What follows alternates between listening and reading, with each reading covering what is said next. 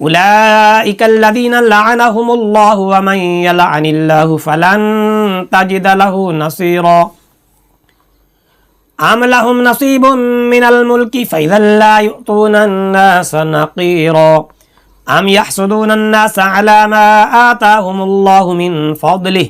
فقد آتينا آل إبراهيم الكتاب والحكمة وآتيناهم ملكا عظيما فمنهم من آمن به ومنهم من صد عنه وكفى بجهنم سعيرا إن الذين كفروا بآياتنا سوف نصليهم نارا كلما نضجت جلودهم بدلناهم جلودا غيرها ليذوقوا العذاب إن الله كان عزيزا حكيما والذين آمنوا وعملوا الصالحات سندخلهم جنات